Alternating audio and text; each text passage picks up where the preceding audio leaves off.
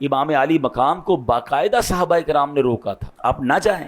ایک تو بچپن میں مشہور تھا، مدینہ منورہ میں بہت سارے صحابہ کرام کو معلوم تھا، خود نبی پاک کو معلوم تھا، بلکہ امام حسین کو معلوم تھا کہ آپ شہید ہو جائیں گے، مگر جب مدینے سے کربلا جانے کا وقت آیا تو اس وقت بھی کئی صحابہ کرام نے روکا کہ آپ مت جائیے، کوفہ جانے کا وقت ہے۔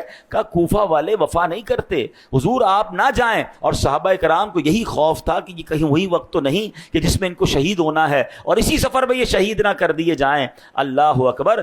امام حسین کے دو جواب ہوا کرتے تھے۔ ایک بات بہت کلیئرلی سن لیجئے، انفارچونیٹلی سوشل میڈیا کی وجہ سے اب ایسے لوگ بھی آ گئے معاذ اللہ جو اس عظیم واقعے کو، اس عظیم قربانی کو دوسرا رنگ دیتے ہیں کہ نہیں جناب یہ تو اقتدار کی جنگ تھی، معاذ اللہ امام حسین کو جناب حکومت چاہیے تھی۔ استغفر اللہ، یہ بہت بڑا الزام ہے۔ امام حسین تو پہلے ہی جس کو کہیں بادشاہوں والی لائف تھی ان کی، ہر بندہ آپ سے محبت کرتا تھا، بڑے بڑے حکمران آ کر آپ کو وظائف پیش کرتے تھے اور نبی پاک کے مدینے میں رہ رہے تھے، ان کو کیا ضرورت تھا مدینہ چھوڑ کر کربلا جانے کا یا کوفہ جانے کا۔ جناب امام حسین کہا کرتے کہ مجھے کوفہ والوں نے خط لکھے ہیں، وہ مجھے بار بار یہ خط لکھ کر بلا رہے ہیں کہ یا امام آپ تشریف لائیے، ہم یزید کی بیعت نہیں کرنا چاہتے، آپ آ جائیں، ہم آپ کی بیعت کرنا چاہتے ہیں۔ امام حسین فرمایا کرتے اگر آج میں کوفہ نہ گیا تو یہ کوفہ والے قیامت کے دن اللہ کی بارگاہ میں عرض کریں گے مولا ہم تو یزید کی بیعت نہیں کرنا چاہتے تھے،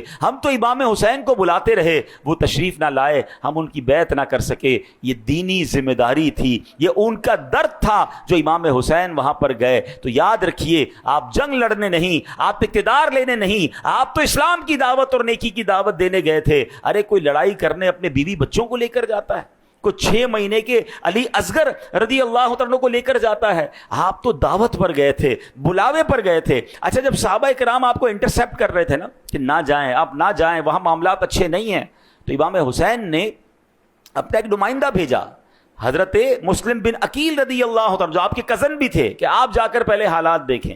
اب اللہ کی شان دیکھیں، جب وہ وہاں پہنچے تو کوفہ والوں نے ہزاروں کی تعداد میں آپ کی بیعت کرنا شروع کر دی۔ ایوریبڈی کم اینڈ جوائن ہم۔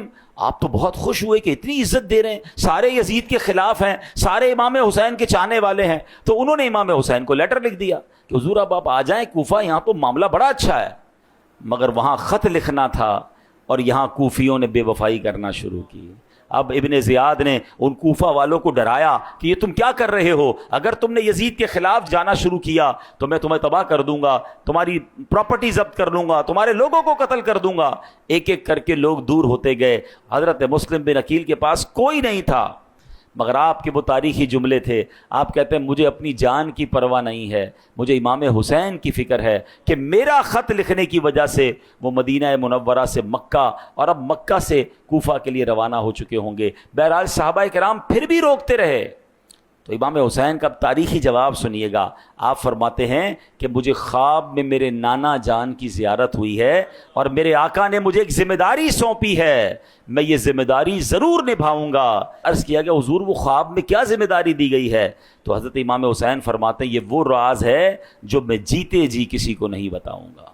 اللہ کی رضا تھی، اسلام کی ایک عظیم ذمہ داری تھی، دے نو ویری ویل، ان سب کو پتا تھا کہ ہم نے اس سفر میں شہید ہونا ہے، مگر یہ شہادت کا سفر تھا، یہ قربانی کا سفر تھا، یہ نبی پاک کے گویا حکم کو نبھانے کا اور فریضے کو ادا کرنے کا یہ سفر تھا۔ جبھی تو ہم جھوم جھوم کر یہ شعر پڑھتے ہیں نا، جس نے حق کربلا میں ادا کر دیا، اپنے نانا کا وعدہ وفا کر دیا، جس نے حق کربلا میں ادا کر دیا، اپنے نانا کا وعدہ وفا کر دیا، جس نے امت کی خاطر فدا کر دیا، گھر کا گھر سب سپرد خدا کر دیا،